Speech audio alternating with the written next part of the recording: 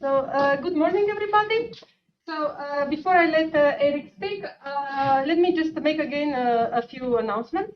The first announcement is that you should notice from the schedule that we have one lecture in the last week, which is, not on the usual Friday, it's on Tuesday. So don't forget about it. The first lecture is on a Tuesday at 10:15, the 28th. Then, as usual, video recordings of the live stream are immediately available on the IPhT-TV channel. Lecture notes. So I think we will have some, at least some bibliography up by the end of today, and then there will be lectures on the course website. Questions are welcome.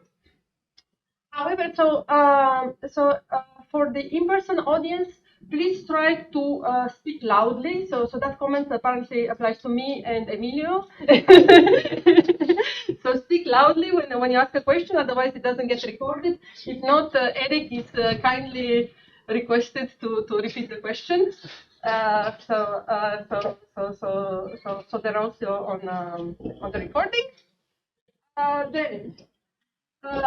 And of course, the online people should unmute themselves and also put their photo, their video if they like. We can see. If students who need the final certificate of presence, if you're in person, please sign the sheet. Don't forget. Online students, please join the video conference with a nickname that includes your surname. And I would like to repeat that, watching the lecture on YouTube afterwards does not count for course credit. So, just to be very clear. At some moment, there'll be a 10-minute break, so 15 minutes total, and so please be back on time. And after the course, there's the possibility of having lunch with the speaker. And for people who are external, please come to me or Ricardo in order to get a yellow card so that you can eat with us.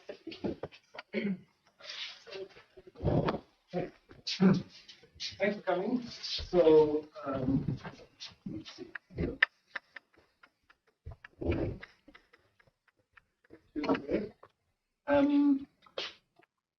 So not everyone who was here today was here last time, although I guess most of you were.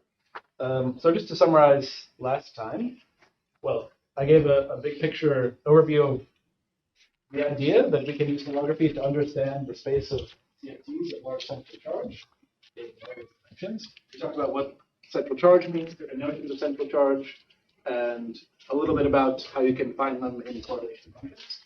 And then onto the basic elements of what makes a holographic CFT as usually defined, which involve taking large central charge and having a large gap in the spectrum, especially in the spectrum of single trace higher spin operators. In the abstract sense, a single trace operator can be thought of as something that's not a composite of another local operator. But in gauge theory, is just a trace over elementary fields, which itself is gauge invariant. And so then we talked a bit about some examples, and today we're going to go a bit into the n=4 super Yang-Mills example, which, well, for a few reasons. The first is that it's useful to keep in mind when we talk about different scales involved in holography, because a lot of things are very clean in this theory. Second, there have been some nice bootstrap approaches to understanding the space of n=4 theories, which somewhat surprisingly and impressively make contact with holographic computations in a non-trivial way. And finally, the n=4 case is in some ways too clean, and so it will be revealing to understand the aspects of n=4 super Yang-Mills which are more than one bargains for in a more general holographic context. And so we won't be writing down detailed equations for 4-point functions today, or bootstrapping 4-point functions explicitly, or computing them holographically, but we're going to talk about some rudiments of the ADS-CFT dictionary, and then introduction to what we need about n=4 super Yang-Mills from a kind of bootstrap perspective, making contact with some work in the realm of analytic and numeric conformal bootstrap for n=4 CFTs in 4 dimensions, and then talking about some other canonical examples of holography where things work a little less cleanly. There's more sort of, in some ways, rich structure to the spectrum. And that will allow us to highlight, time permitting at least, a problem known as the ADS scale separation problem, which I think is interesting from the holographic bootstrap point of view. And next time we'll talk about 4-point functions in a bit more quantitative detail and what you can do with them to bootstrap, so to speak, the space of holographic theories. So, good. So let's actually erase the one thing I wrote. All right, so this is lecture 2. So let's talk about some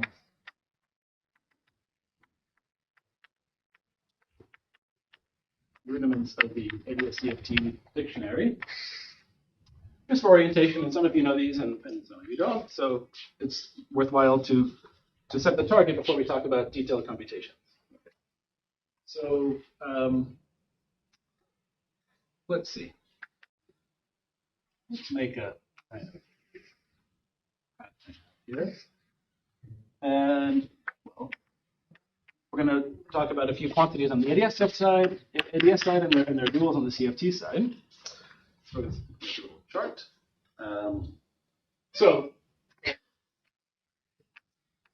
And of course, please interrupt with questions anytime. So in the ADS side, we have a metric. The theory is a different variant theory of a metric in space-time. And this operator is a special one. It's dual to the stress tensor. We talked about this last time. Symmetric and traceless and conserved in their respective ways. In the bulk, if you have some elementary field, let me call it phi, say some scalar field, which are based on bulk equations of motion, then the dual on the boundary is a single trace operator. Let me call it O, dual to phi. Okay. The fact that this is an elementary field is what makes this a single trace operator. This cannot be broken into constituents. It's not a bound state of anything, and likewise, this operator O should be thought of as a kind of fundamental local operator in the theory.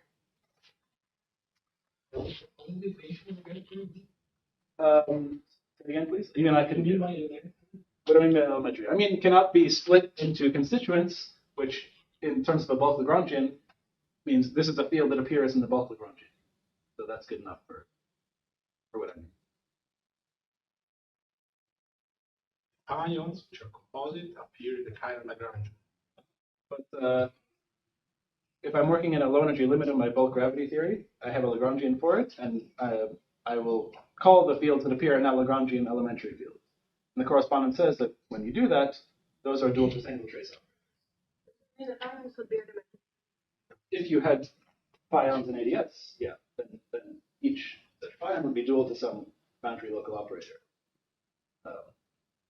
Some. You can drop elementary as I just did. Sure. I'm writing that, yeah, I basically agree, but I'm writing it just to make a distinction with what's going to come later, which is when we consider bound states of these fields. But indeed, it's a little bit. Sorry, both of them are local. Phi and O are both local. Well, good. So this is a local operator on the boundary, and this is local in the bulk. The relation between the two in this way requires a little bit of elaboration. So there's this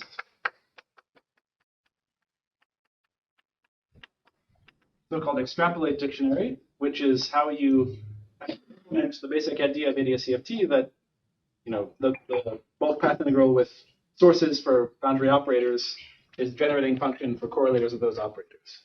So this thing can have some bulk wave function, which is spread out over ADS.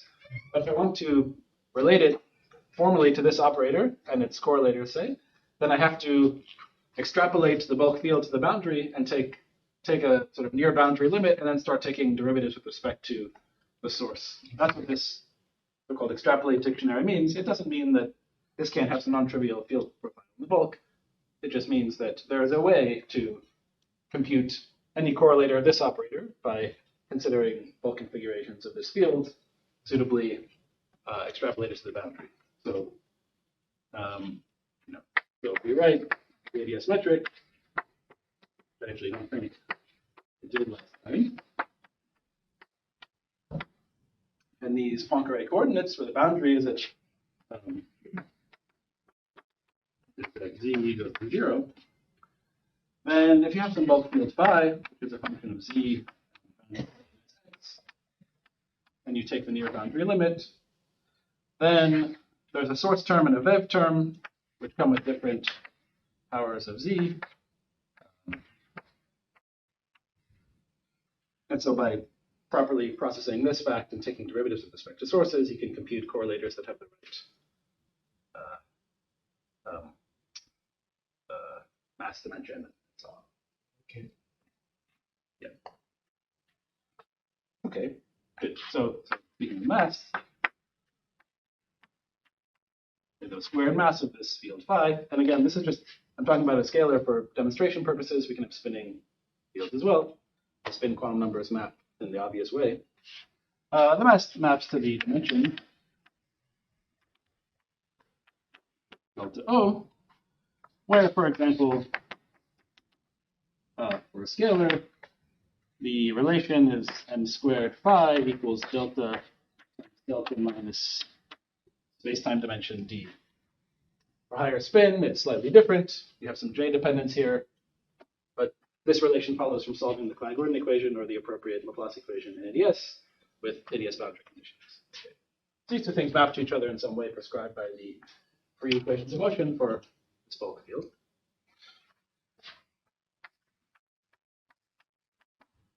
If you have some vertex Bijk, then this will map to some OP coefficient Jk. And again, there's a non-trivial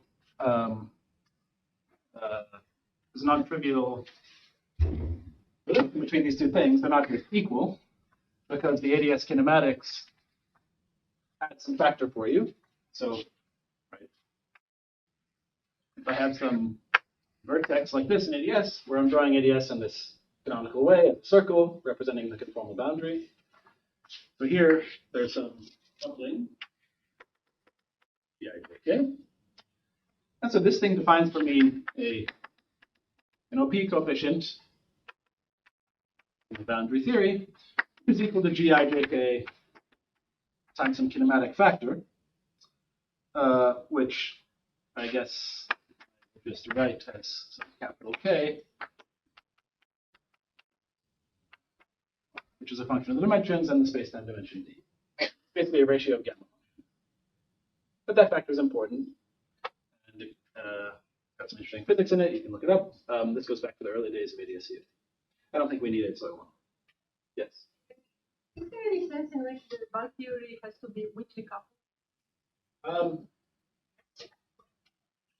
Well, yeah, that's a good question. That gets at the themes of the course.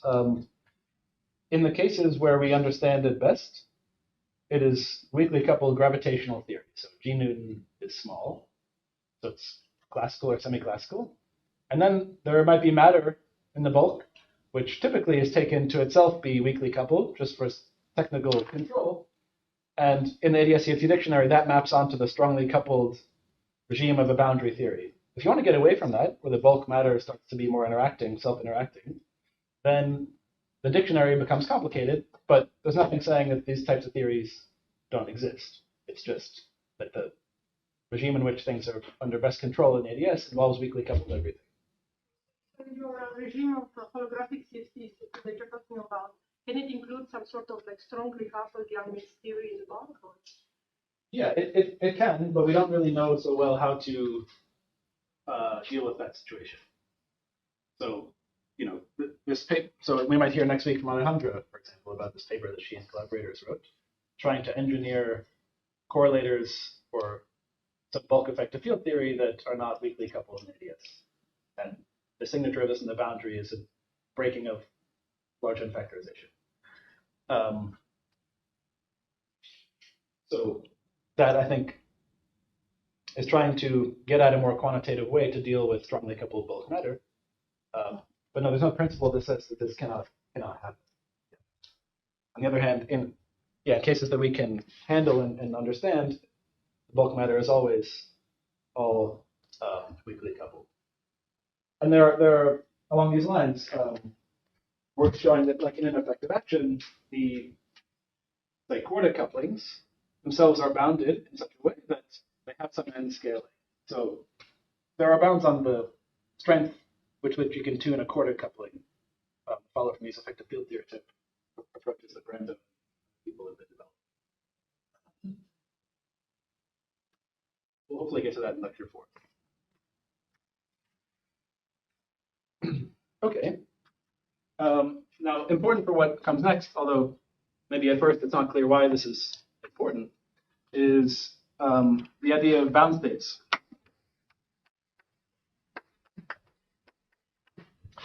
So if you have some bound state, sort of phi to the n, state of some bulk field, then this is dual not to a single trace operator, but to a multi-trace composite operator. T operator. Where the constituents are just the single trace dual to phi. And the binding energy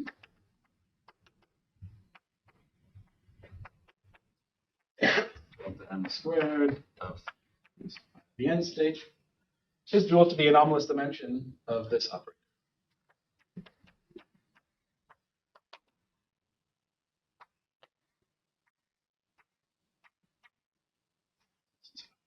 Gamma O n. So let me be a little more explicit about this. Okay. So, for example, we will talk a bit about double trace operators, which are the most relevant for various computations, and in particular, in a 4-point function of a large n theory, double trace operators will appear in intermediate channels at leading non-trivial order in 1 over n. Higher traces appear suppressed, typically, by higher powers of 1 over n. So double traces are especially important. Maybe they're second most important to single traces, you expect. And so there's a nice picture here where you have in ADS, there's some 2-particle bound state. These guys are orbiting around some common center of mass. And this is a slight cartoon in the sense that these fields don't have to be localized at some point. They have some wave function in ADS, which maybe is peaked somewhere. But this is some equilibrium state of 2 particles in ADS orbiting a common center.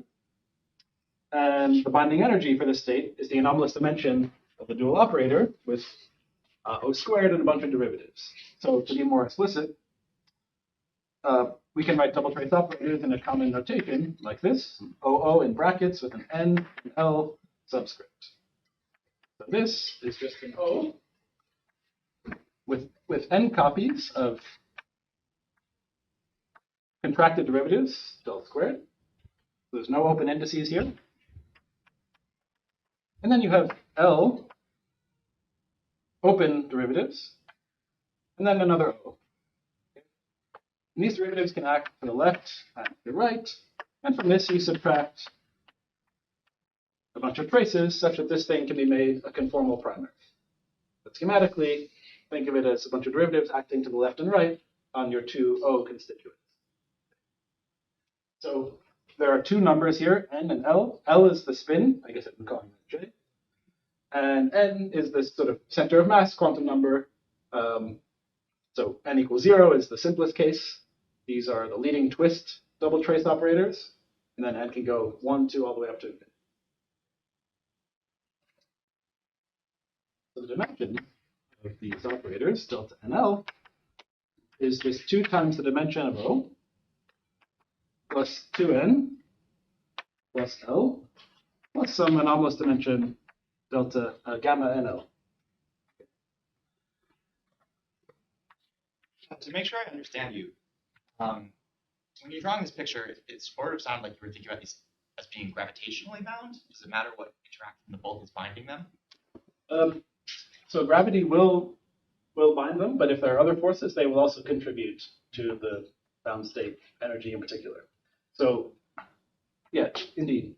In this whole story of understanding the anomalous dimensions of the double trace operators, the universal piece coming from the gravitational interaction on the boundary, that's the sort of stress tensor contribution to this anomalous dimension. Or by contribution, I mean in the sense of crossing symmetry. And if there are other forces, then they will also contribute.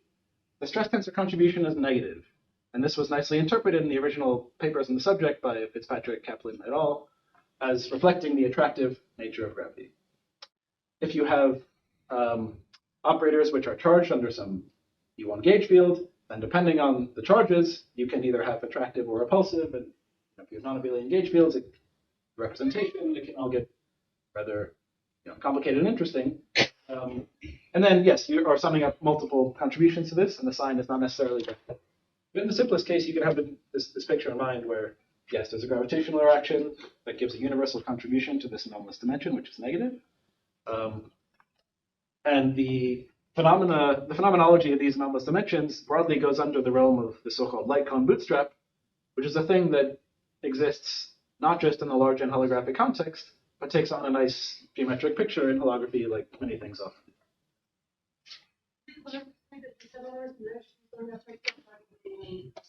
Massless gauge field in the other channel? No, not quite.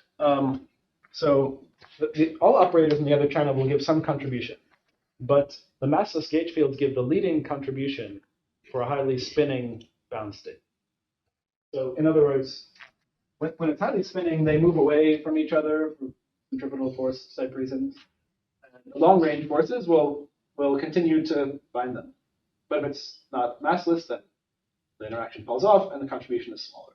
That's morally the difference. But they technically do give contributions, but they're subleading a large spin.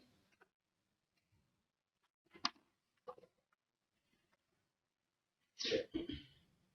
The double trace operators are important because, well, here's one way to motivate it. Say in a super conformal field theory, you might consider single trace operators which themselves are protected. Their anomalous dimensions are 0. But a bound state of such operators need not be protected. So in studying a correlation function of some protected operator, you will have unprotected exchanges in the intermediate channel, and those in the large N theory are precisely these types of double trace states. So by constraining the data that is non-trivial in a 4-point function, even of protected operators in a superconformal field theory, comes down to constraining this double trace state. So this is sort of like the first, simplest, non-trivial piece of data that one would like to constrain. Okay, so with that as a segue, let's talk about super Mills, and then what the superconformal bootstrap has had to say about it in the context of holography.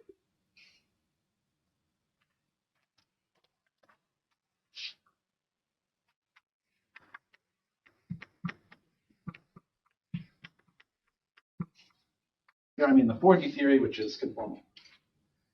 I'm going to give a whole lecture series on this theory.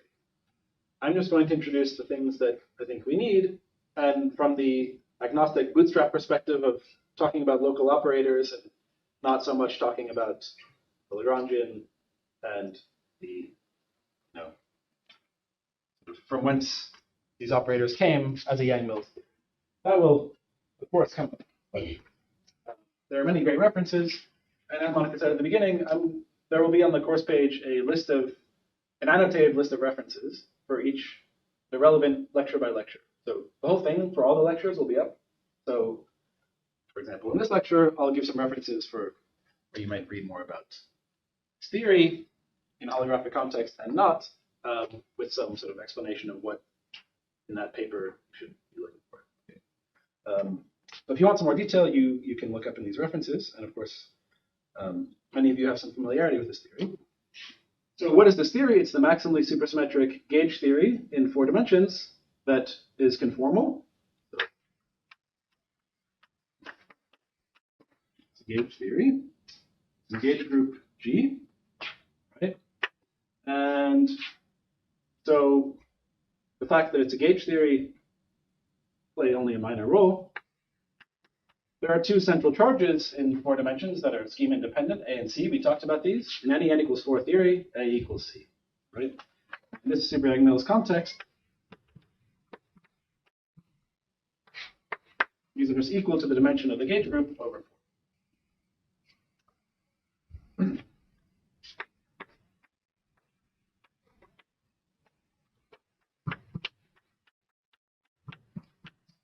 The superconformal group for n equals 4 theory in 4 dimensions, ESU 2,2/4,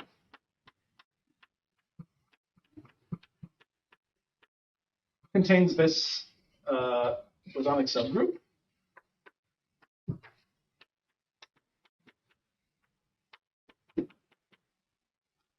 This is the Lorentz, the conformal algebra, conformal group written in a slightly unfamiliar way. This is isomorphic to SO4, 2. This is the R symmetry group. It's a global symmetry. It's a sort of special type of global symmetry that arises in superconformal theories, but at a most basic level, it's a global symmetry, so all the operators will carry some charge under this SU4R. And as a result, they will be labeled not just by spins and dimensions delta, but Dinkin labels under this SU4R.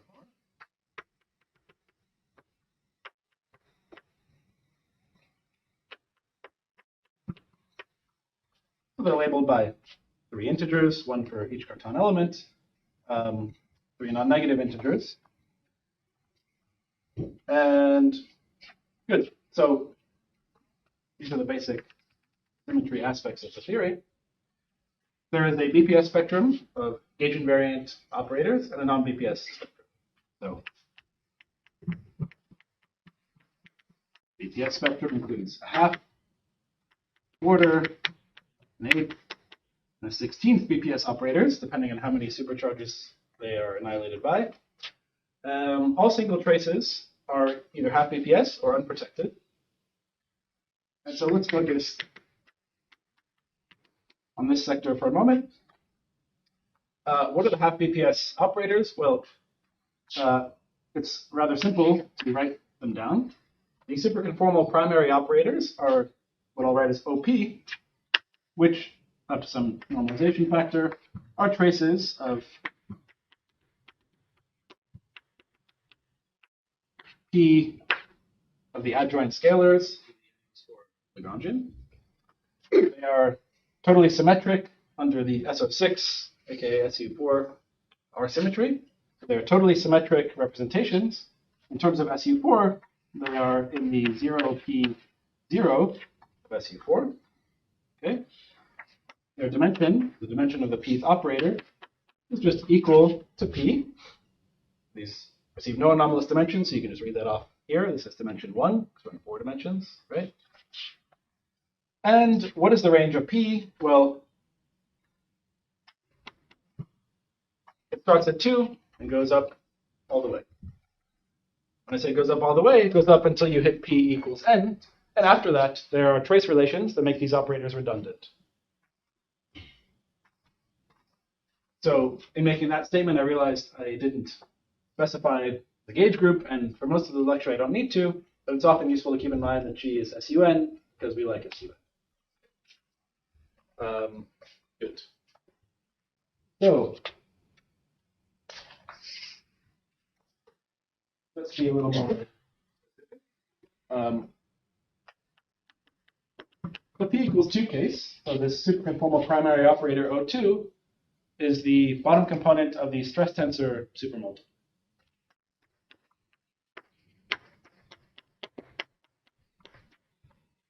So you have your O2 operator, and by acting with the supercharges, you can move within the multiplet and generate all conformal, indeed superconformal descendants.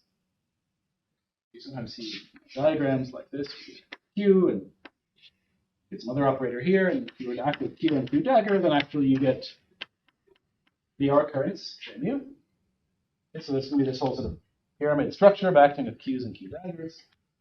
You do this again, then you get tensor, T mu. So these can all be generated by action with supercharges. This guy, O2, is the bottom component. And so because of the presence of superconformal symmetry, when we talk about correlation functions, we can talk about the superconformal primaries without loss of generality. This O2 you can think of essentially as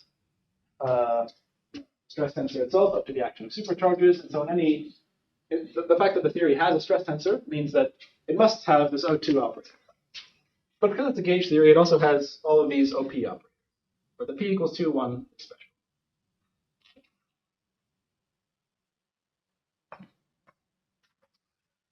This multiplet also contains another special operator.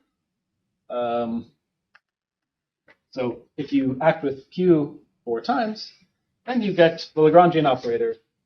So, roughly speaking, this is Q to the 4th acting on O2. And this is this exactly marginal dimension for scalar operator. And there's a complex conjugate bar, which comes from Geiger to the 4th on the bottom component O2. And these two together are the complex operator that couples to the complexified gauge coupling tau, and which is the exactly marginal coupling, which moves you along the conformal manifold of this theory, which we were talking about last time. So the special operators in this multiplet are O2 itself, the arc currents, the stress tensor, the Lagrangian operator, and then everything else is something you can obtain by acting with supercharges, but these are the most important bosonic operators.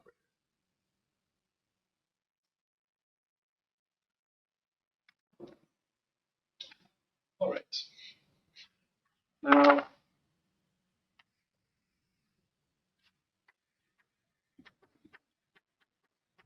there, of course, is also the non-BPS spectrum. And so there's an infinite number of unprotected gauge invariant operators. The simplest one is the Minucci operator, K, which is just trace phi I, where we contract the i's.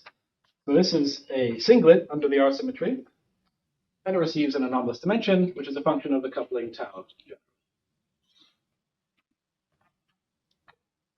So delta K is 2 plus gamma K of tau.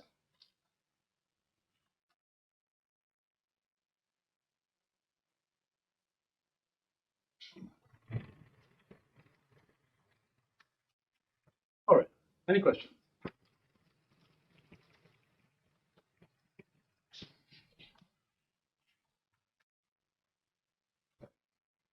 And maybe you'll say this, but so what are L and L bar dual to in the bulk? Dual to massless scalars. Yeah, dual to massless scalars. I am about to basically say this though. Other questions?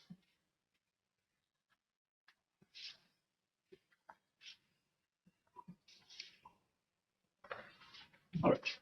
Rick, Yes. is it obvious that you can only get marginal operators in the half BPS sector?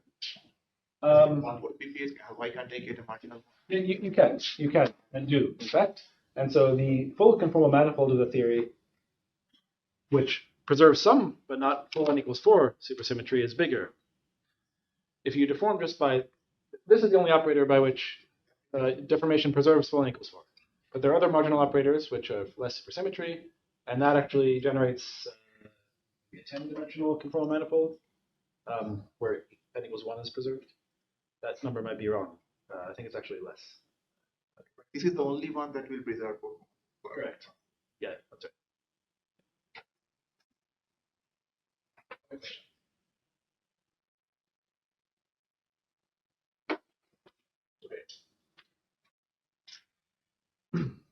Good. So this theory famously admits a fifth limit, which is a double scaling of n and GI mils, right? So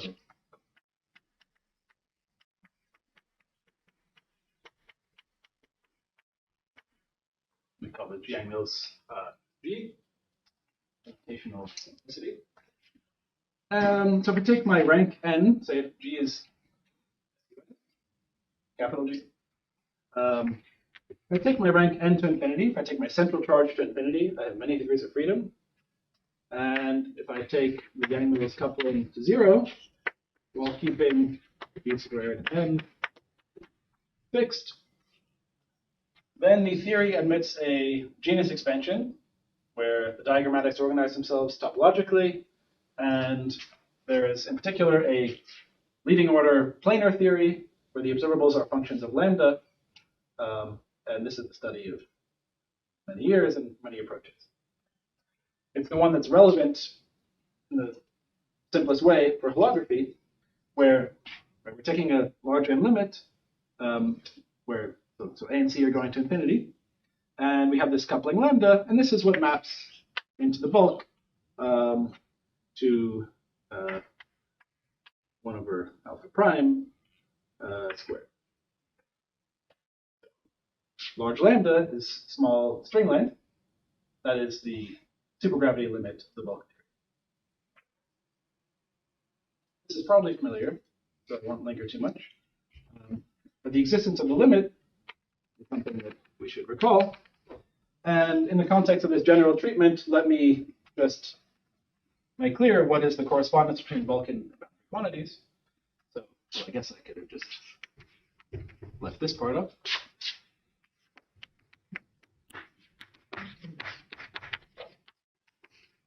Okay, so let me now start on this side. So we have our planar equals 4 super Yang-Mills theory. Planar is shorthand for leading order in the genus expansion. So basically order n squared, more of the speaking. In ADS, what is this? This is the classical ADS5 times S5 maximal. Maybe I don't need this word. So classical because we're large n, the planar theory, and as we know, this is the dual geometry to the n equals 4 theory. And it's, well, it's string theory unless I say lambda is large. This is a function of lambda. And if lambda is large, the string theory becomes a supergravity, right? So large lambda is 0 over the supergravity. Okay. Now, we talked about this stress tensor multiplet as an important player.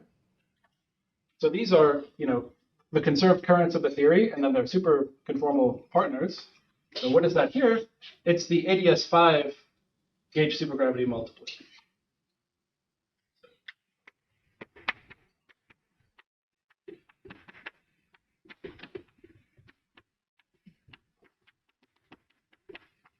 So in particular, the stress tensor is dual to the graviton. That's a 5D field. But all the other fields in the multiplet are dual to the other bulk superpartners of the graviton. So the R-symmetry currents are dual to bulk gauge fields, which live in the 5-dimensional supergravity multiplet. And I'm making this emphasis on the 5 because, well, there's this extra 5 sphere here. But these operators don't come from the 5 sphere. They're local on S5. They just live in this 5D supergravity multiplet. On the other hand, if I look at the other multiplets for these half BPS operators with p greater than 2, then these are dual to KK modes on S5. So you can think of O2 itself as a KK mode, but it's the lowest KK mode, and it's that way. So I'm trying to make this distinction. These are higher KK modes on the 5 sphere. Okay, they're not part of the 5D theory. They must exist only on account of the existence of the 5 sphere itself. And so these are KK modes of the 10D fields when you reduce the theory on S5. So there's a picture here. Here's ADS5 times S5. Okay, these are non-local on S5. All right, so these fields are captured by harmonics of the attendee fields on the 5-sphere, so they're spread out over the 5-sphere, but they're to be thought of as local in ADS. On the other hand, the long operators, like Onishi, well, these are dual to strings in ADS. So we have the same picture. We can think of these as local on the 5-sphere, but non-local in ADS.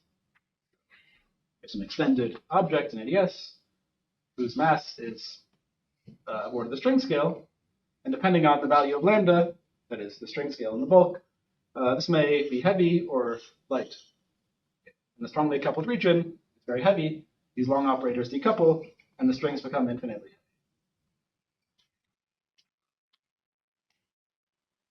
Why are they why are they local of the sphere? Because they carry 0 R charge. So in the simplest case, they carry 0 R charge. They're singular.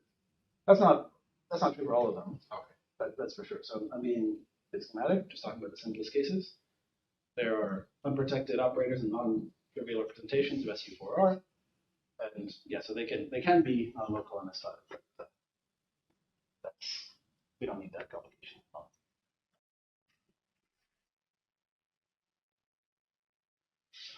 Okay. So why are these higher OPs there? Right, we talked about how this multiplet needs to be there because of superconformal invariance. But these, well, they're there for the gauge theory, but from this abstract bootstrap point of view, why are they part of the theory?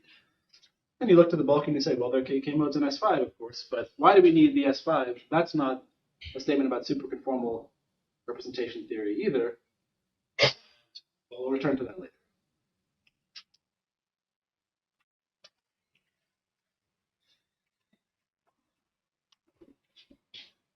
So there's various tools to try to understand this theory, more than there are for typical non-perturbative, non-supersymmetric conformal field theories. But despite all the symmetry, it's still an incredibly rich and non-trivial theory. So you need some tools.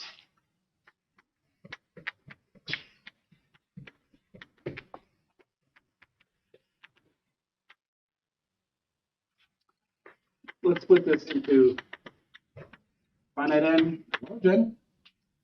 So at finite n, just like in any formal theory, you have perturbation theory. Briefs. So you can say if you're computing some correlation function, you can sum up Feynman diagrams, order by order into Yang-Mills. And you can do, it's a thing people have done, it's useful, but it only goes so far.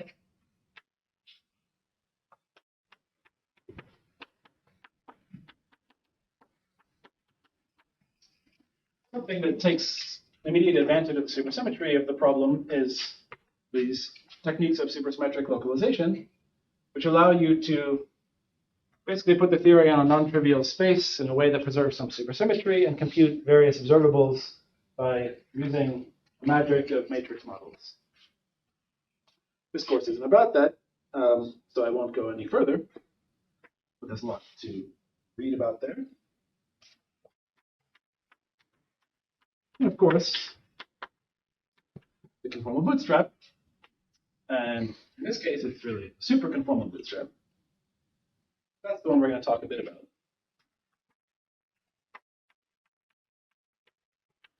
At large n, you have some other tools available to you. I mean, the obvious one is holography, right? Especially in strongly coupled planar theory. These are classical computations in bulk supergravity. We've learned a lot about the theory holographically. Say no more about that. We talked about that last time. And then there's also integrability methods, which are on firmest footing in the planar theory, where various things have been computed exactly as a function of lambda, in some cases analytically, often numerically, but exactly nevertheless. And even beyond the planar level, there are some works indicating that some structure of integrability still holds. So I'd say these are the main tools. Now let's talk about this one. And I short this one. So,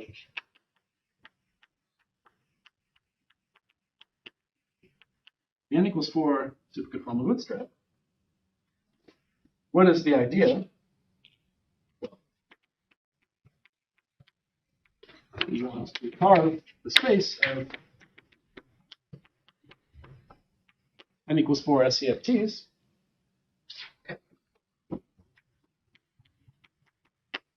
And you don't assume that you're dealing with super Yang-Mills theory. You want to be totally agnostic about the possible space of theories with these symmetries.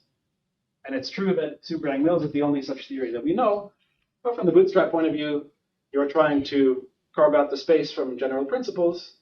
And if you happen to recover features of the theory that you know, great. But you might imagine that there are other theories that you don't know about. It's of course true in more general settings, but even in this highly constrained setting, it could be that there are exotic n equals 4 CFTs in 4 dimensions that are not the Yang-Mills theory.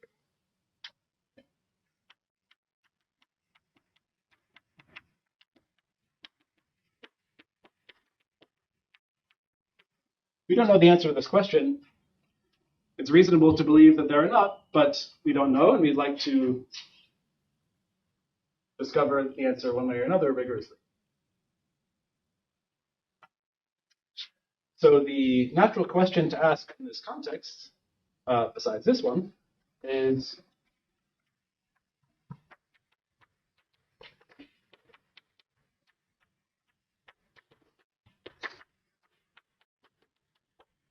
what is the extremal n equals 4 CFT?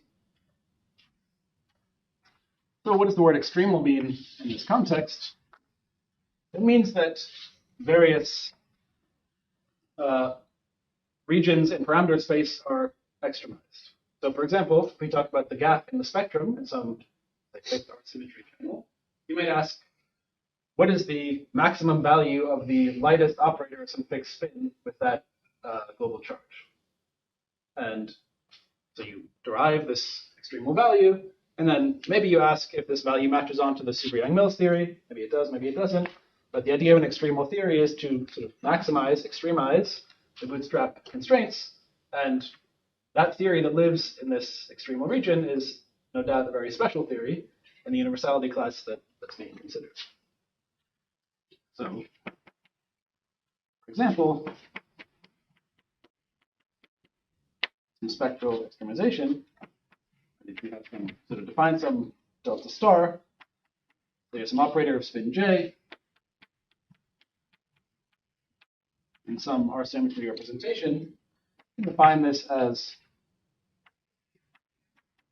the maximum over the space of, let's say, maximizing space of solutions to the bootstrap, approximately imposed in some way for operators of these quantum numbers. You can also ask this in super Yang-Mills, where you're maximizing over, say, tau, the exactly marginal coupling. And you can ask whether these two values match or not. But this is the concept of an extremal theory. It certainly is more general than the n equals 4 context, but it's still non-trivial here. That's the point I want to make. And what's the method of bootstrapping n equals 4 theories that people have effectively implemented so far? Well, it's to make the minimal assumptions about the theory and then try to solve crossing for the relevant correlation function. Let's assume that we are interested in local n equals 4 theories, that is to say, theories with a stress tensor, and therefore a full stress tensor supermultiplet. That means that there's this superconformal primary operator O2, and so every such theory, Yang-Mills or not, will have a 4-point function for some operator O2 with dimension 2 in the 20 prime of SU4. So solve crossing, say numerically, for the 4-point function of an operator with this quantum number, and see what pops out. So the method is to note that all local CFTs have an O2. So solve crossing for this 4-point function of O2 and extract data about the operators appearing in this 2-2 OPE, namely their dimensions, their OP coefficients. This is sufficiently agnostic about the theory. All it's being assumed is the existence of a stress. Are there any questions about the philosophy here?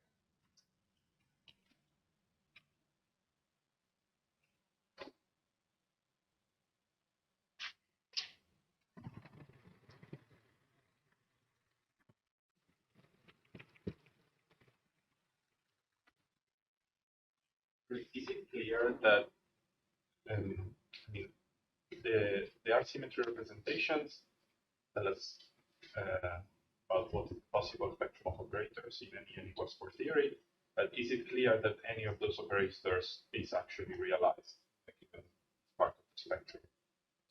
Even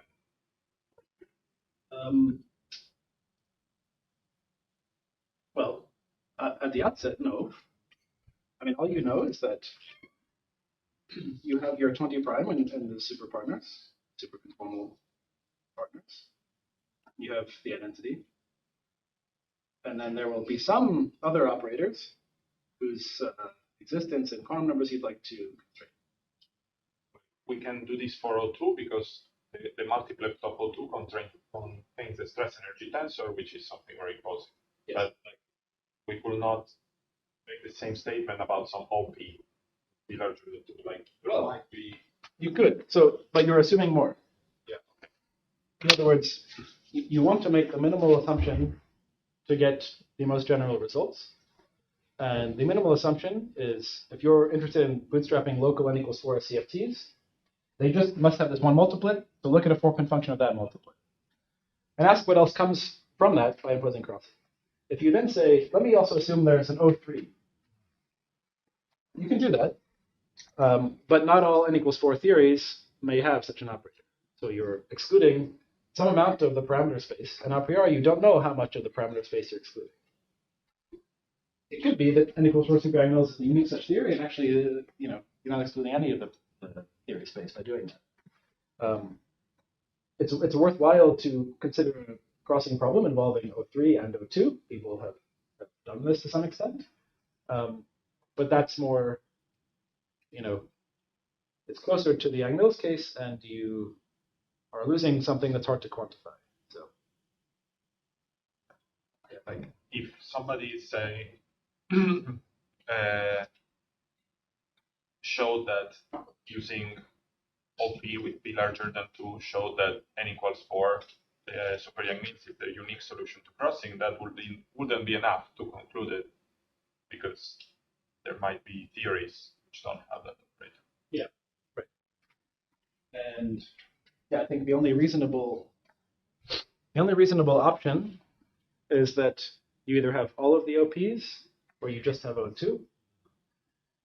Why am I saying that? Because, well, from 2 points of view. First, from the holographic point of view, if you imagine a type of solution which is scale separated with no S5, then you would lose all of the higher KK modes, not just some of them. And secondly, just from the kind of completeness charge conservation point of view, when you have an O3, if you start taking the OPE of O3 with itself, you're going to generate operators with higher R charge that generically, from the naturalist point of view, you'd expect to actually be in the spectrum, whereas O2 OPE closes on itself.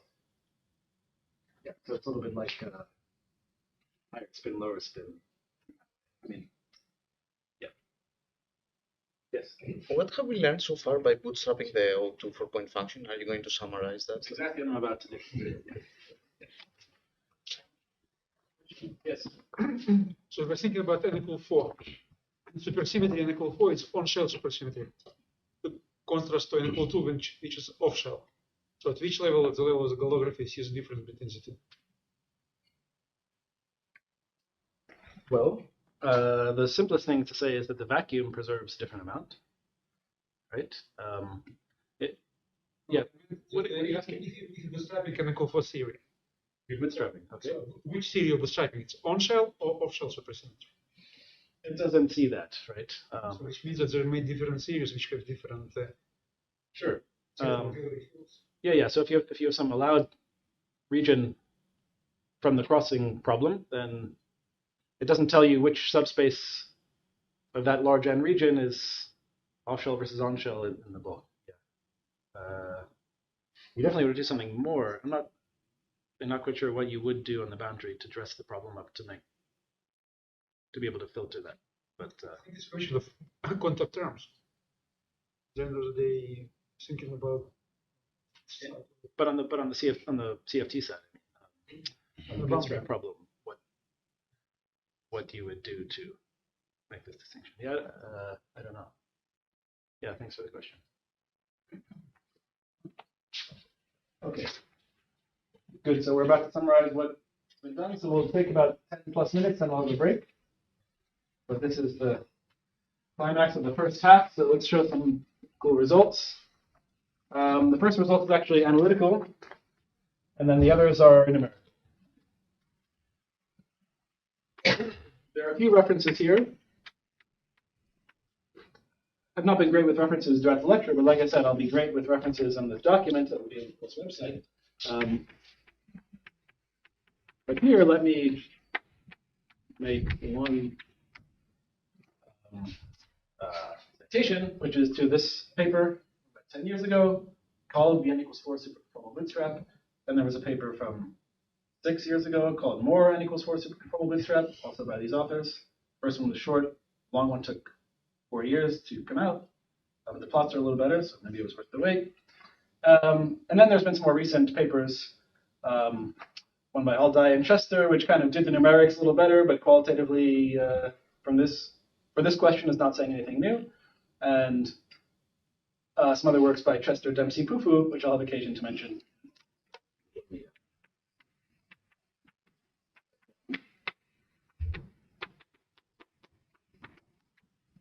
There are various others in this realm too, just highlighting the ones that I think are most important. Here's where you should look if you haven't seen this stuff. So what are the results? First result, I impose unitarity in this business. I insist also that the theory is interacting, which, as we discussed last time, you can do in an agnostic way by insisting that there are no higher spin currents. Then the central charge C is bounded below by 3/4. What is 3/4? It's the dimension of SU2 over 4, which is the central charge of the interacting super Yang-Mills theory with smallest central charge. This is a nice coincidence.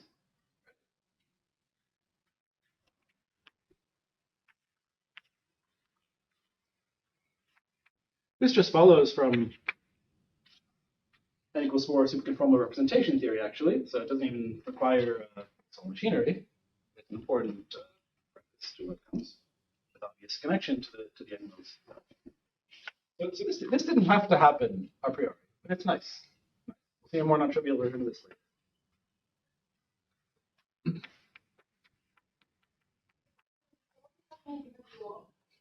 To the U1.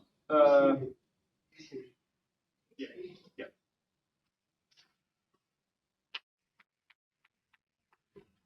Spectral bounds.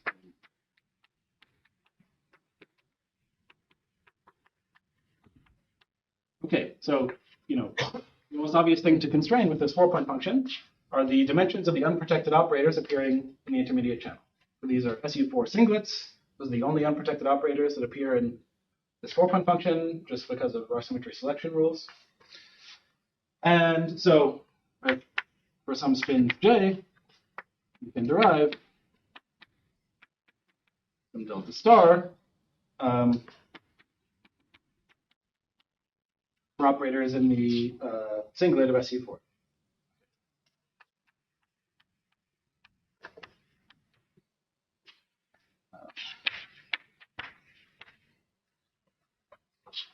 Now we go to the C. So let us. Sorry, you're saying that such an operator has to exist. I am saying that such operators exist, and they derive upper bounds on the dimensions. I'm about to show you the bounds. Their password to this computer. How looking at me and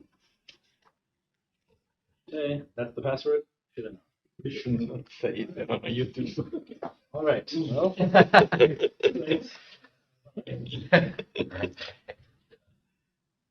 thief. Song would guess that too. So 1 second. sure. So these are the types of bounds we'll look at.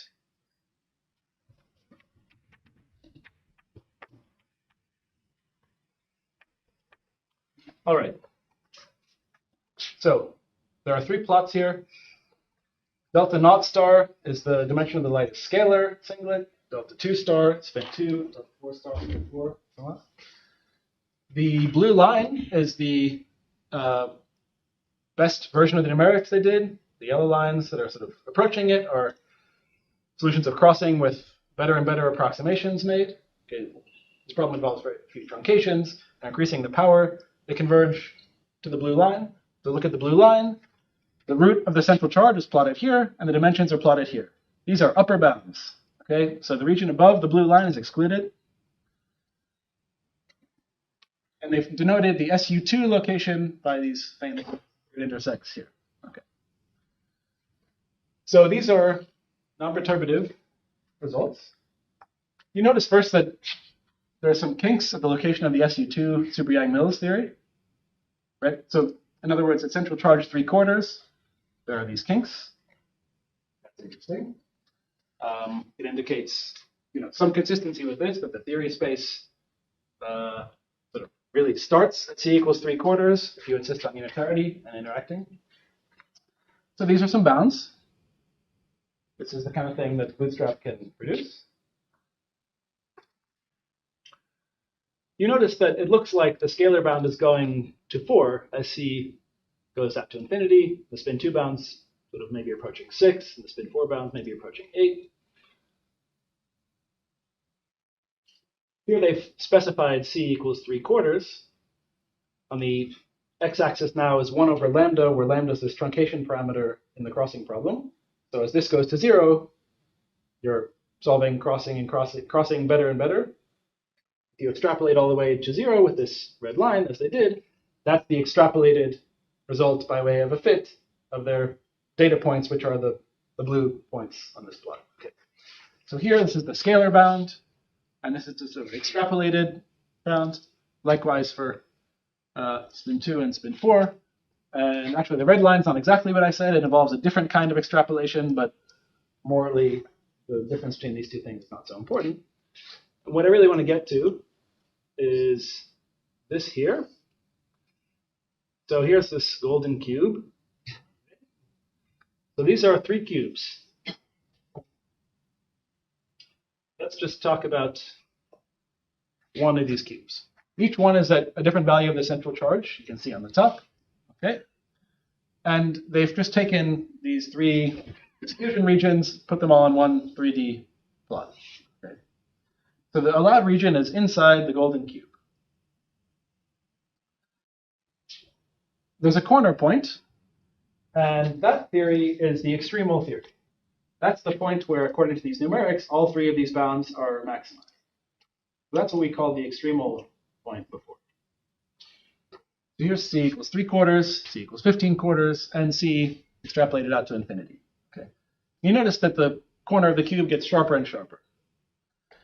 And the scalar bound, indeed, is sort of looking like it's going right to 4, the spin 2 to 6, and the spin 4 to 8.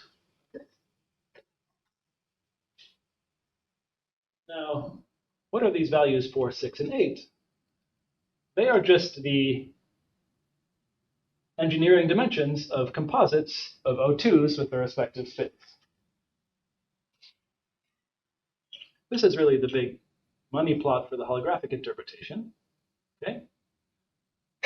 Here we specified the scalar and spin 2 bounds. Let's just look at this one. It's better numerically. Okay. 1 over c is plotted on the x-axis. So large C, you're going here, all right? You see that this converges just about to 6, and there's a slope. Okay? And likewise, on the scalar plot with slightly less precision. So at large C, it looks like for all of these spins, up to some small deviations,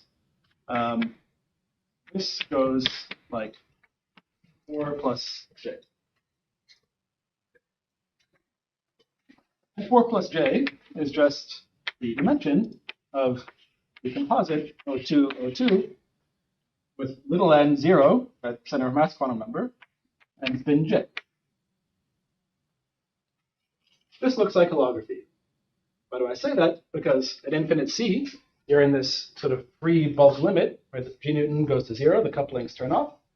We know that we have a bulk field dual to the 20 prime, and we know that we can make bound states dual to double trace operators, and they have anomalous dimensions, and these anomalous dimensions are suppressed by the bulk coupling. But as you take central charge to infinity, the bulk coupling is going to 0. So the fact that these bounds converge to this region is very nice, and this is what's known as generalized free fields. Sometimes abbreviated as BFF. You have some boundary operator, which is a single trace operator of your theory. It's not a free field on the boundary, but it's dual to a free field in the bulk. That's what the word generalized means. And there's some small anomalous dimension, but it's suppressed by 1 over c. So you can think of bulk perturbation theory from the point of view of these bound states as free fields plus perturbations. That's what this term is alluding to.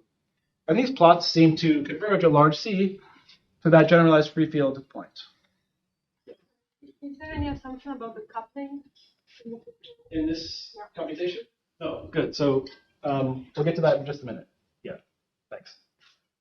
So again, let me emphasize, what we're looking at is an exclusion plot. Everything above the blue line, or if you like to do some extrapolation, line, let's just call it the blue line to be safe. Everything above the lowest blue line is excluded. Okay? But it just so happens that not only does it converge to this generalized free field value, which is maybe not such a surprise, the slope matches the leading correction to these generalized free field dimensions as computed from supergravity. So the slope, right, this is 1 over c on the x-axis, so the slope is computing the first 1 over c correction to the dimension of these operators out at large C. And in supergravity, these were computed long ago. So this is an ADS5 times S5 calculation of the binding energy of this 20 prime bound state.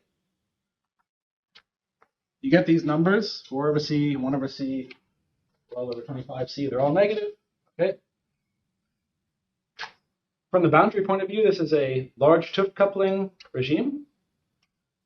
And because these plots are not inputting the value of any coupling, there was no a priori reason that these holographic results, that this holographic realm, had to lie on the boundary of the bootstrap exclusion plot. But it does.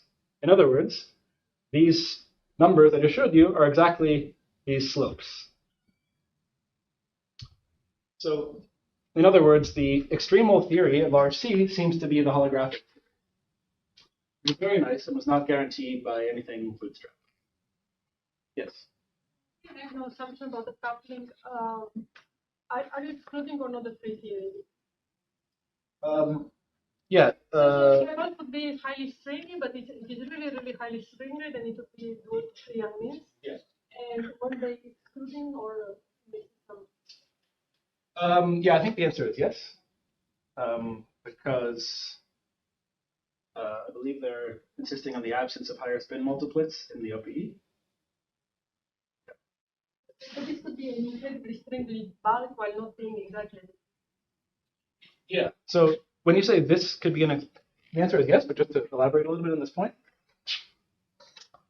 Suppose you start dialing the TÜV coupling. or just, sorry, I mean, this is at finite C, right? Generic point here is at finite C, so we can talk about tau, the gauge coupling, not double scaled.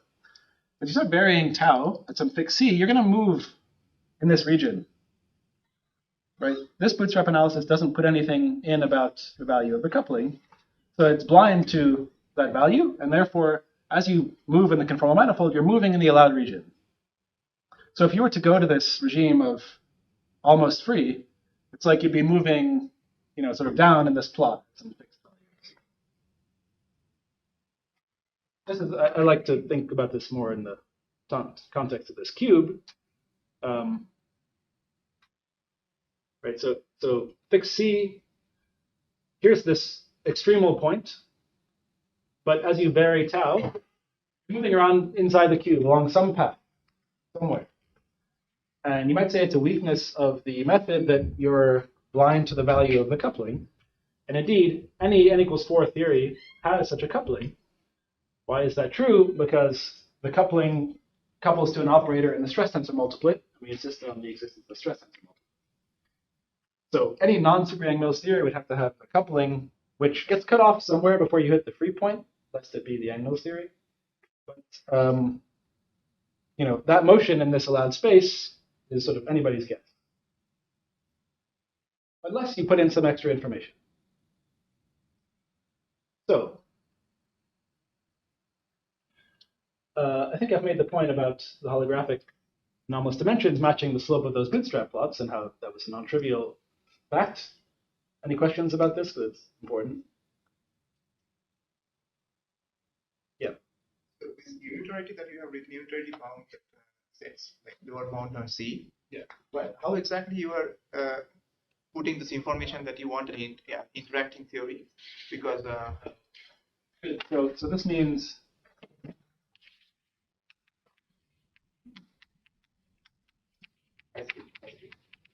no higher spin reverse. It turns out that if you look at the superconformal blocks, there's some C dependence when you decompose them into conformal blocks, and sort of related manipulations show you that if C is less than this value, you actually get some negative squared LP coefficient.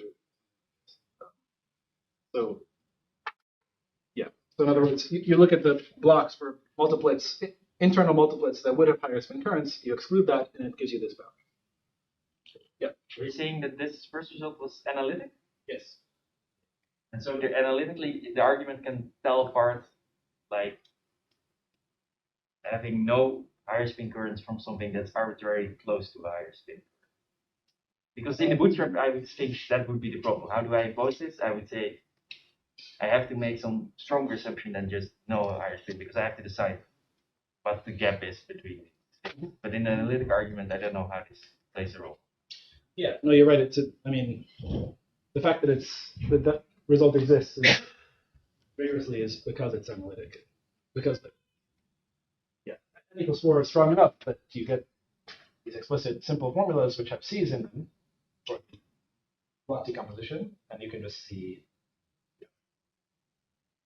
the difference between exact higher spin current and almost higher spin current is sharp. But there either is or isn't a multiplet of this type. That's the sort of. Okay.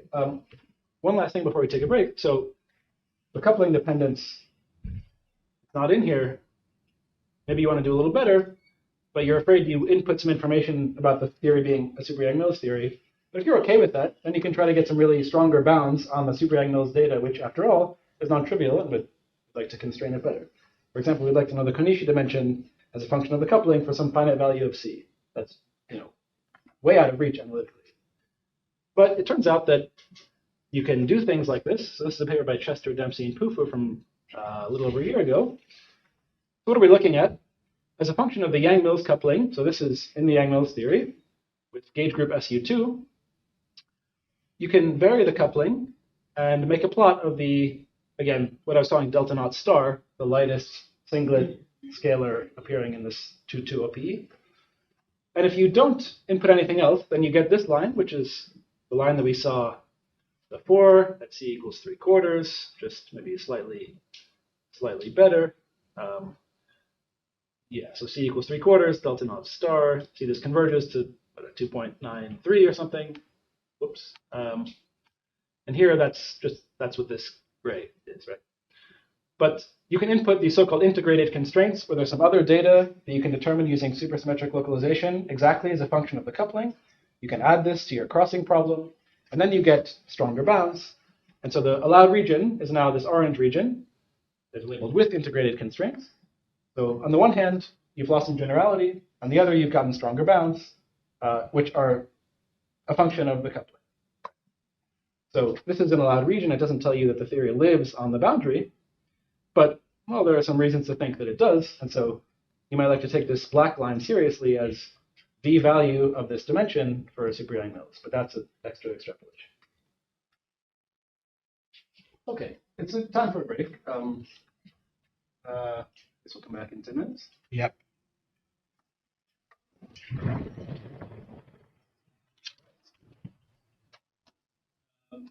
Good. So let me ask if there's any other questions before I erase some things and we sort of move a bit away from the N equals 4.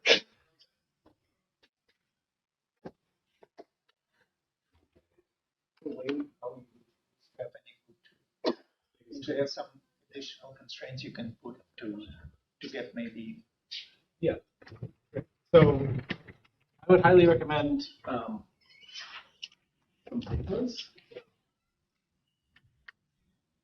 We did the N equals 4 bootstrap paper. It was immediately clear that it was successful. Then there were other papers with other supersymmetries, other dimensions, and so on. So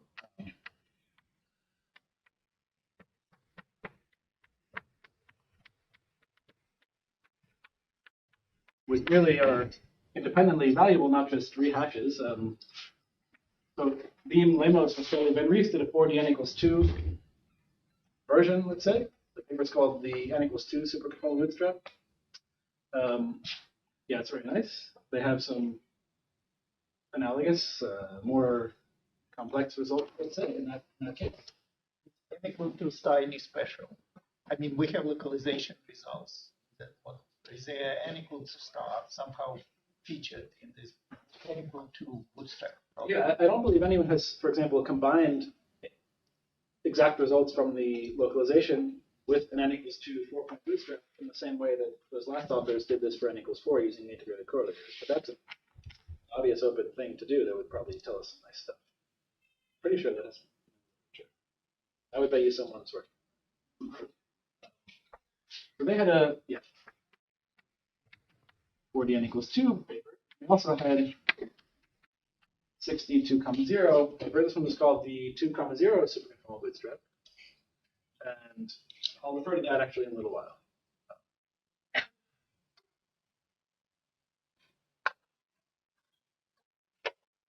On the subject of incorporating these integrated constraints, this was actually first done in a paper, I think 2015, by Lin, Zhao, Simmons, Duffin, and Yin, for a particular, for these theories in this K3 moduli space.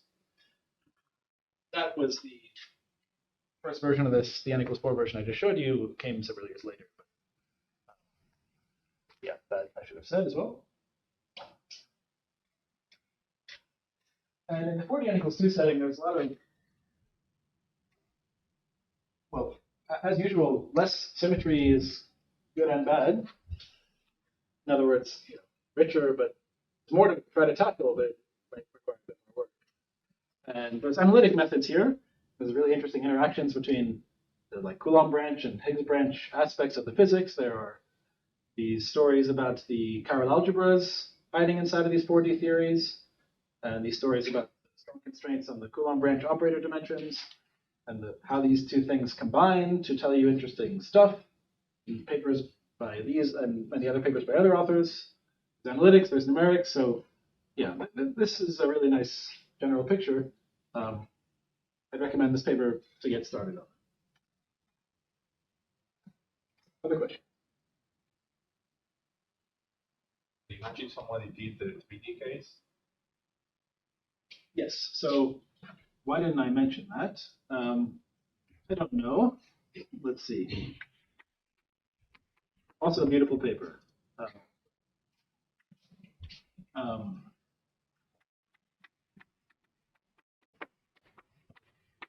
I'm afraid there's a fourth author I'm missing. I'm sorry. They did the maximally supersymmetric 3D case at first, and several follow-up papers, also 3D n equals 6, in this universe of authors and people I. Yeah. Again, more faithful job will be done in this document.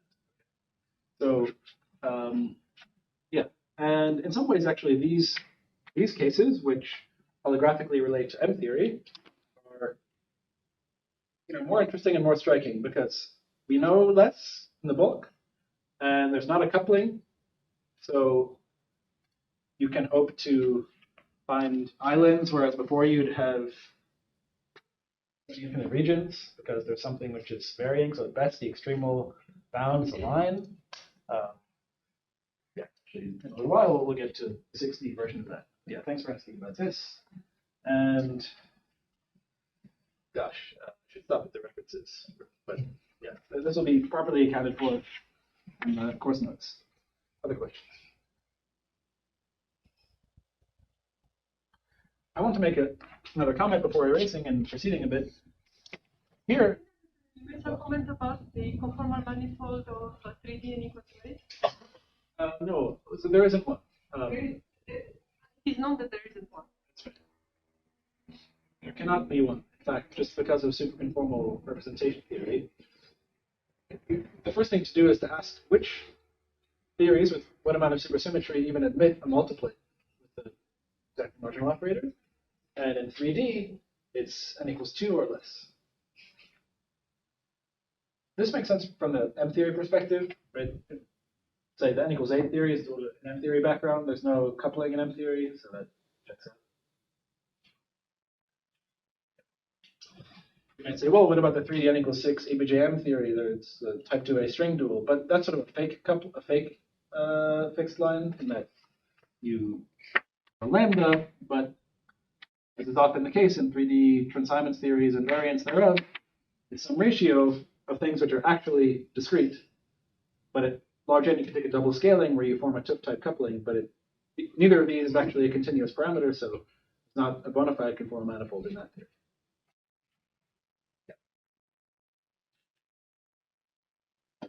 The remark I want to make was that there's this nice bound. You can also just ask what values of C are allowed in n equals 4 theory. It's probably not continuous. In fact, we know it's not continuous because C can vary as a function of the coupling. And so if you had a continuous family, then C would be dependent on some continuous parameter. So there's going to be some discrete set of C's which are allowed. The Super-Yang-Mills theories, the various gauge groups realize some discrete subset of those, but it'd be nice to nail down, say, like, what is the next highest value of central charge that's allowed? Okay.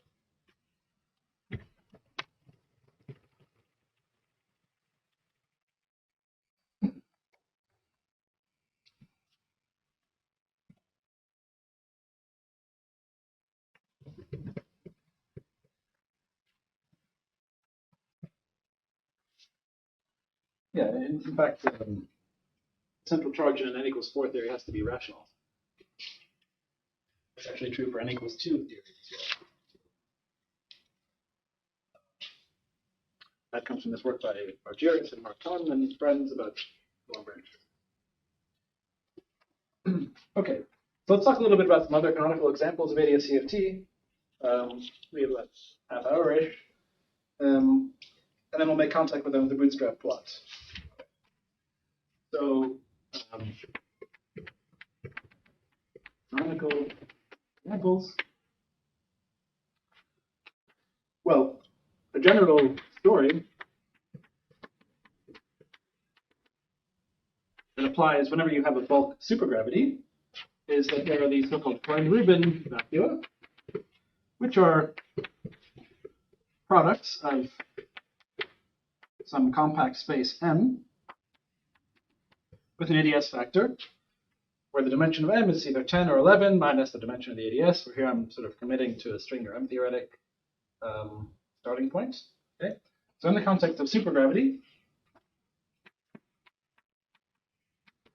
there are backgrounds like this, where the condition is that M is Einstein.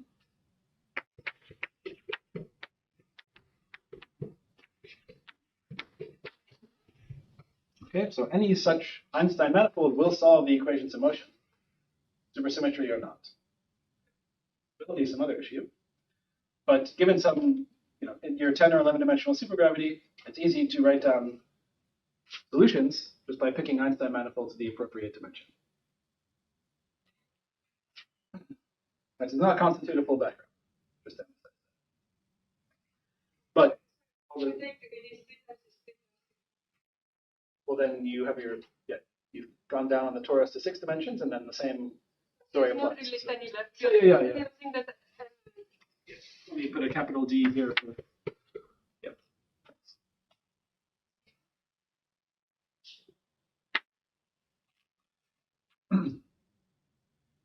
Okay, so the next nice example. Why do I keep doing? I think it was 4 sets. So. In some way, the next nicest example after n equals 4, that is at least the 2B background, is this ADS 5 times T11 vacuum, which is dual to the conifold CFT of Klebanov and Whitney.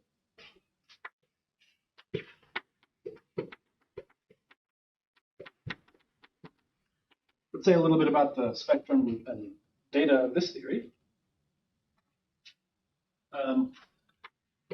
This is n equals 1 supersymmetric. It's 4-dimensional, right? So it's an ADS 5 factor.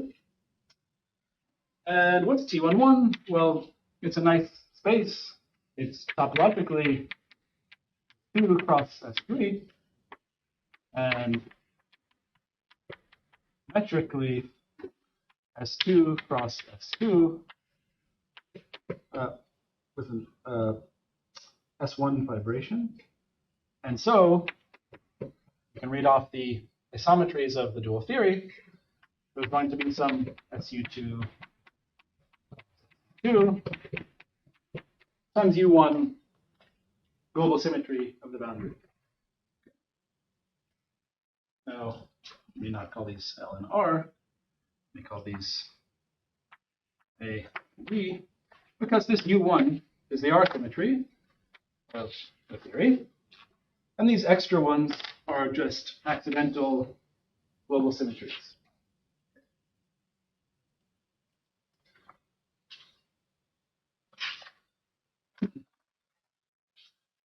So, yeah. This first point that you made, size of ADS and the size of M, they are always the same.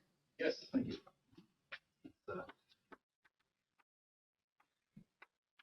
Maybe up to some order 1 factors. You cannot hierarchically separate. Correct. Yeah, I was hoping to get to that today. We'll see. That's true. Now, this is a nice solution to one of the earlier backgrounds that people studied that had less maximal supersymmetry. Notice that it has some extra global symmetries. So I mean, that's one way in which it's nice. It's also not unrelated to the fact that it's a 10D supergravity background.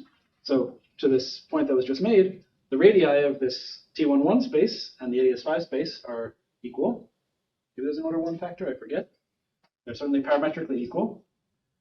And so this is a 10D supergravity background with small curvatures everywhere.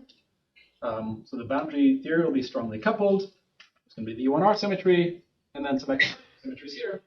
And they're realized geometrically, right? So the fact that it's a 10D, there are 10 large dimensions, is a sign of this sort of familiar fact that keeps happening in examples where global symmetries in the boundary are realized as isometries in the bulk. Not always what happens, and we keep dancing around the scale separation question for those who know about it, but they're related in this example as they often are. Now, one nice thing about this example, let's ask about the spectrum. and the central charges. So scalar spectrum was first analyzed by Gubser in a really nice, pretty short paper called Einstein Manifolds and Conformal Field Theory, I think. It's really nice. There was a later analysis by Ferrara et al., which did the complete KK analysis all the way. Those are also nice papers. They're just a little grittier. There's some elegant structure that emerges. There's some Diophantine equation which determines the spectrum. It involves operators with irrational dimensions. Okay, and the key point relative to n equals 4 is that unlike that case, there are operators with finite anomalous dimensions that are unprotected, that are single trace. So n equals 4, all the single trace operators with half BPS, or just things like Konishi, which decouple with strong coupling. Here, they're unprotected operators that acquire finite anomalous dimensions that are just realized as KK modes belonging to multiplets that are unprotected. So, let me call this long single trace.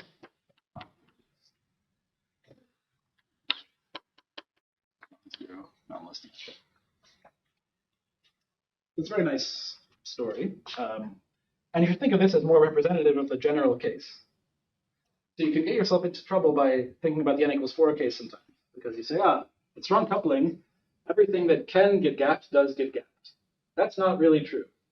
Right? You have unprotected operators. There's no reason for them to have order 1 dimension from the point of view of thinking about strong coupling, but they do. So strong coupling dynamics are non-trivial and interesting.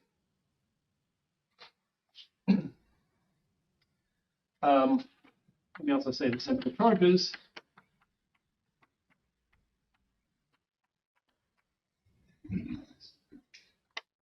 So we have A and C. A is 27 over 16ths times n squared over 4 times 8. B is 27 16ths times n squared over 4 minus a quarter. So this 27 over 16ths, I've written it this way because n squared over 4 is the would-be central charge of n equals 4. So this is bigger by this factor.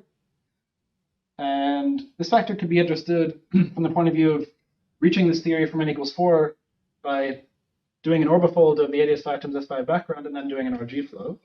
There's a fun paper by Tachikawa and Wecht whose title is 27 30 seconds. And so if you have a fun paper title, you get a reference. So that's the title of the paper. And they were sort of explaining this from the point of view that I just maybe more from a field theoretic point. But notice that A and C agree at leading order and large n. As I've emphasized a few times, that is something that is requisite for there to be a supergravity dual in the bulk. In other words, for the large n, large higher spin gap limit to exist, A must approach C. Okay. And the one loop corrections, that is the order n to the 0 pieces, differ. There have been bulk computations that reproduce this difference by summing over KK modes. And you can think of these as contributing to a free energy on a suitable space. And you can compute the sort of one loop vacuum diagrams of KK modes, reproduce these numbers. These are papers by Liu and Bill Sekitowski et al. And that whole idea is still alive in much more complicated and other interesting situations involving black holes and indices and so on. Val Reyes is an expert at this. You can ask him about this. For now, let me just reemphasize, this is different from n equals 4. Not only is this coefficient different, that's not so interesting in a sense. These subleading corrections exist and are different. N equals 4, A equals C. Exactly. Yes? One loop exception. Is this yes. I think that's correct. Yeah.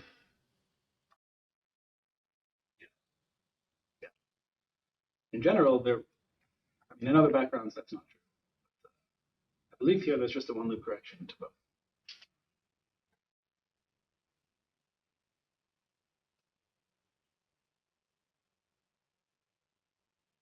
Is that wrong?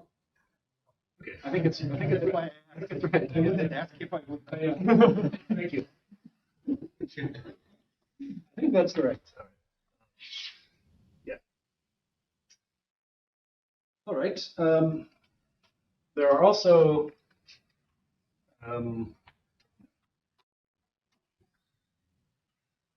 examples, and one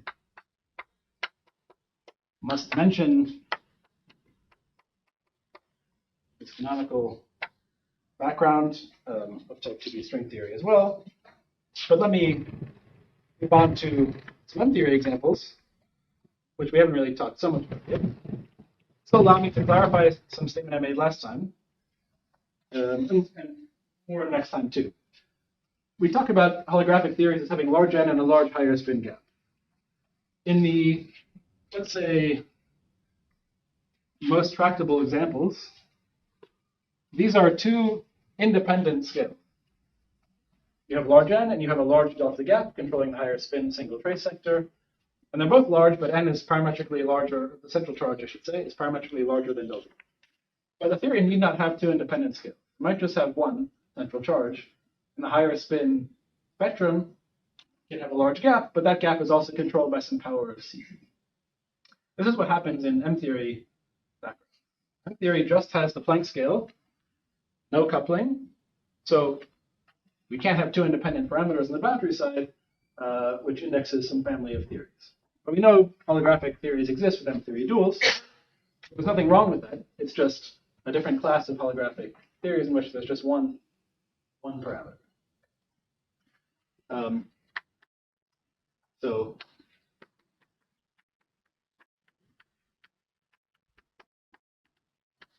M-theory examples, well,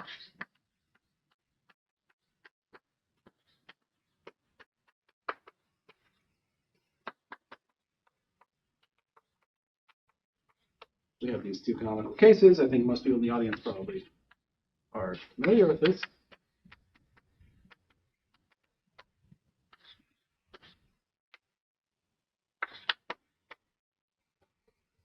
We have the image M theory in 3 dimensions, a maximally supersymmetric theory, which for a while was thought to be non-Lagrangian, then it turned out it has Lagrangian. This 2,0 theory, also mysterious, I'd say more so than this one in some ways. And again, its existence was sort of confirmed once CFT was discovered. It was believed and speculated before that. But this duality was important historically. This is a 6D conformal field theory, strange from a traditional point of view. And what is important about the M-theory examples is that there does not exist a coupling. Okay, so these are isolated CFTs.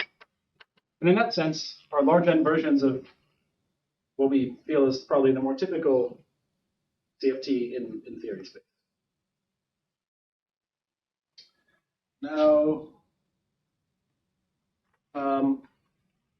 let me say here, in this 2-0 case, there are two central charges, A and C. Even though you're in 6 dimensions, where in general you have 3 C-type anomaly coefficients, when you impose maximal supersymmetry, there's just one. So I'm going to call it C again. A equals C at large central charge.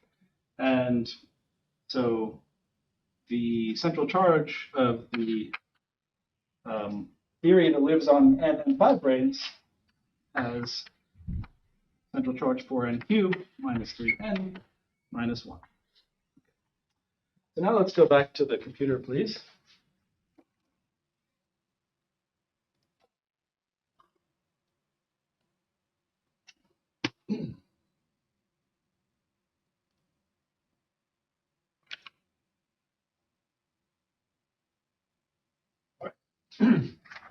So here's the paper I advertised before, 2015.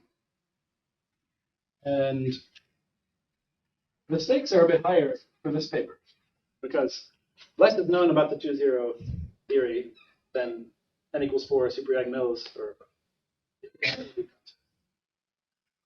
this theory is more mysterious. A lot of what we know is just large n data, but if you go to some finite n, pretty much nothing in terms of the CFT data is known with any analytic precision. And low values of n, some things are known, but there's much more to gain by understanding this problem. And so, what do they do?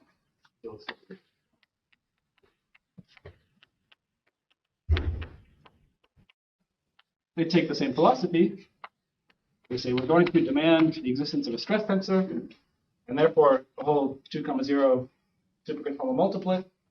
And then there's going to be some bottom component, a scalar. Let's call this O2 again. I'm going to bootstrap this 4-point function again. So same idea as before. The fact that it's 6-dimensional and we don't have a Lagrangian version of a theory for this type of symmetry doesn't matter when you're doing the bootstrap. All you need to know about are conformal blocks, representation theory, and then you solve crossing. So what do they find? Well, they find various constraints on stuff. There's a lot here. I guess I've highlighted some things over the years. And there's a plot that I want to show, which is the analog of that first point we had before about the central charge. So there's no analytic bound on the central charge that they derived, unlike the n equals 4 or 4D case. But here is a bound, using the fun pointer, on the allowed central charges of 62, 0 theories. Okay. Central charges below the data points are excluded. So everything above is allowed. These data points are resulting from solutions of crossing, better and better precision. Lambda keeps track of the precision. And if we extrapolate this line, which is pretty reasonable, you seem to hit right around c equals 25. So what's c equals 25? So the bound they find is this for an interacting 2-0 theory. What is 25? 4n cubed minus 3n minus 1 at n equals 2. So in other words, the lowest allowed central charge for an interacting 2,0 theory is the central charge realized by the theory on 2 and 5 brackets. So this is a very nice kind of quantum holographic confirmation of, well, or just a lesson really, that the space of theories with this symmetry seems to match, at low central charge at least, onto exactly the types of theories that we, whose existence we inferred from thinking about holography and entropy. It's a very nice result. Sorry, Eric, I didn't get it. So that central charge, so I guess did you get it from holography, the 4n cubed minus 3n minus 1? Yeah, so that's like the kind of thing that can be derived from anomaly arguments, if you would say. So it has to hold all the way to very low. Yeah, that's right. That's right. That's right. Yes. So here, n, we only have an interpretation as a number of branes, no CFT. This formula, yeah, from the bulk point of view, but from the CFT point of view, you don't. There's a. Sorry. If there's no gauge theory. There's a gauge group. So, yeah, it's not a gauge theory, but the 2,0 theory has associated to it a gauge algebra, and here. This is the central charge for the 2-0 theory, which has an SUN algebra associated to it. So it's not a theory of gauge fields in the conventional sense, but when we talk about what defines such a theory, it involves a choice of algebra, and for this SUN choice, this is the value of the central charge. For more general choices, there are other formulas in terms of the various group theoretic data of these algebras. In other words, there's an ADE classification of 2-0 theories. So seems like for n equals 1, the central charge is 0. Yeah, so that's not interacting. That'd be single M5 brane theory, but from the CFT point of view, that would be a non-interacting theory. So it's like interacting. In cases where there are A and C central charges, the bootstrap program doesn't give you both access to both of them. You seem to quote constraints on C, not so much on A. Yeah, so for n equals 4, they're equal. That's why, of course. In this context, C appears, yeah, let's see.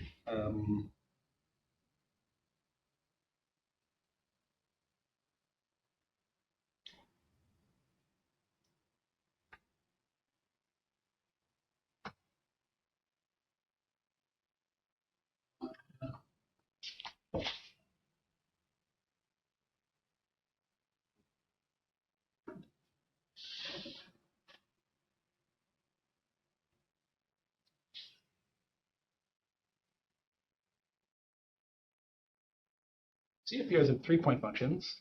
A doesn't. Of course, here they're looking at a 4-point function. But C appears more easily in the OPE data when you decompose your 4-point function in channel, a given channel. So actually, I'm a little confused at the moment. Why? Maybe I'll I think it'd be easier to constrain C for these reasons because you're constraining an OP coefficient essentially, but A is somewhere. Yeah, let me go back and reread this.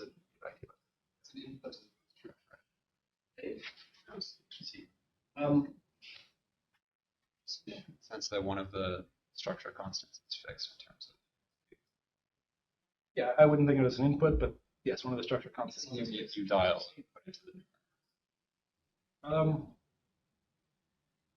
Sure. And you're saying that. I mean, you can also not put it in and bound it on its own using standard techniques. That's probably what's going on here. Yeah. But if you wanted bounds as a function of C, just put it in. Yes. maybe as a quick comment, the reason what's interesting is the difference, you might say. If the bootstrap can tell us, because that's related to some applied things, they share viscosity and things like that. In theories, it would be interesting if there is a way to get some results in that direction.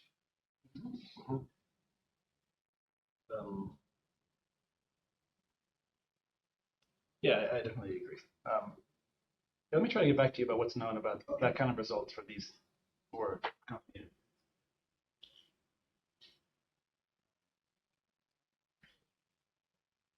Yeah.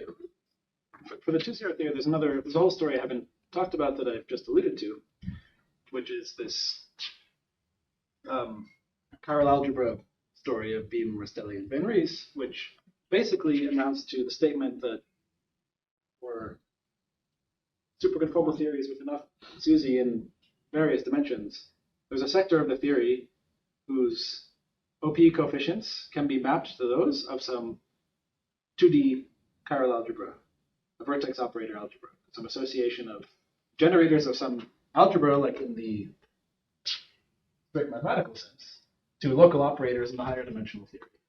And the OP coefficients of the higher dimensional theory map to structure constants of this vertex operator algebra. And in the 6D case, it's very nice in the sense that the chiral algebra is a nice algebra, namely the WN algebra. So the AN to 0 theory, or N-1, 0 theory, sort of contains WN subsector, where this is an algebra that generalizes Virasoro to include higher spin generating elements of 3, 4, all the way up to n. So n equals 2 is Virasoro. And there are structure constants among the generators in this side, and that maps to 3-point functions of half BPS operators on this side. These are known for any n. They're just rational functions of n. It's a non-trivial algebra, but been worked on a lot, so these are known. So that actually gives you some OP coefficientCijk for half BPS operators as really clean rational functions of n. And if you think about that from the holographic perspective, it's really remarkable because what are these OP coefficients? They are dual to some quantum M-theory vertex. At finite n, that's not a supergravity limit.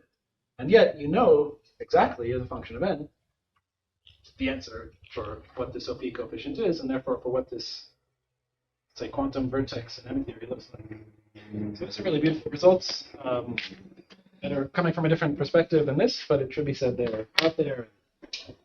Worth a look. So let's conclude here. I wanted to talk a little bit about the scale separation problem, but given the time, I think there's not time. So maybe I'll just ask questions or yeah. Questions. The central charge of the chiral algebra related to the central charge of complete. Yeah. And basically, C2D is C6D times some positive coefficient. I'm emphasizing this because in the 4D story, Yeah. That's because for n equals 2, c equals 25 is kind of a special value for C. Yeah. Yes, that's true.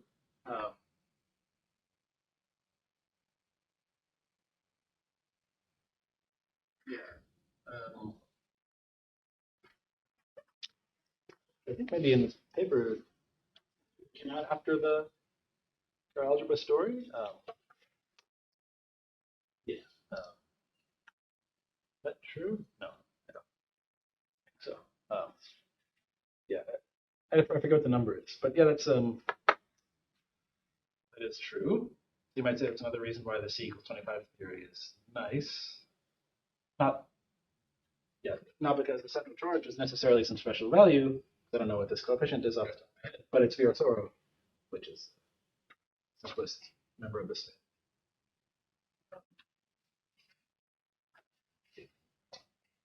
So like these exact formulas for the OP coefficients, okay, and then can be input in a holographic bootstrapping of 4-point functions and used to derive 4-point functions from the boundary point of view without something with that.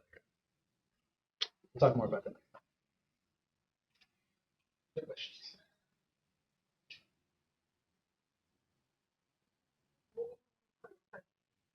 Were all the examples you gave SUN, but there also gauge groups involved? Yeah, you can take any of the AGE classification. There is a 2-0 theory for that. But the other examples that you mentioned? Which ones exactly? Oh, yeah, those were.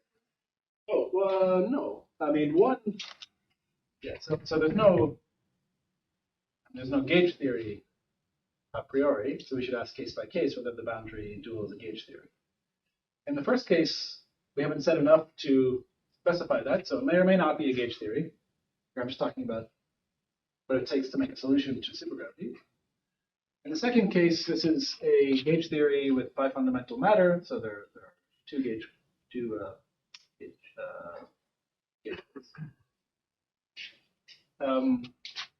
we didn't really talk about that, but yeah, it's more sort of gauge theory, sort of not. And then, yeah, this involves Simons, but it's not a Maxwell gauge theory. And then this is not gauge theory in any typical sense, really in any sense that we understand. There's been work on trying to write down Lagrangian for non-abelian fibranes, but not fully successful. Yeah. Yes. I have a question about central catch. So you mentioned from the upper blackboard, so you have this A and C, and you said there is no correction 1 over n. So if you go back to the central catch and then equal 4c, the square over 2 minus half. So you forget about the half with integer number. Somehow matches this mean being number division of n. And all those formulas, I mean, if you just multiply by some factor, it's also integer number. So if I assume that this number is integer after multiplying by some denominator, it will prohibit having any correction like 1 over n. The question is, where does this property come from? Why yeah, a seems to be integer number modulo some? Yeah. Good. So in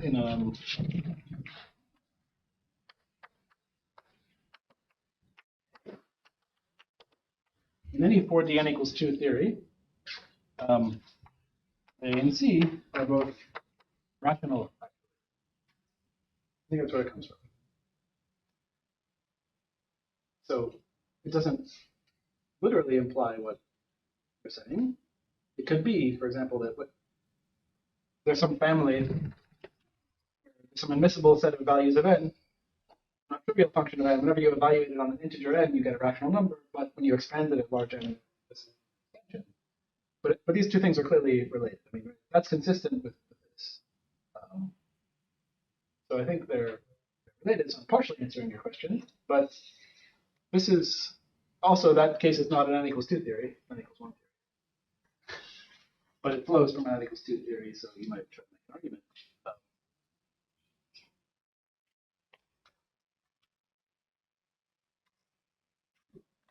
Yeah, basically, I don't think there's any close relation because of the fact that you might have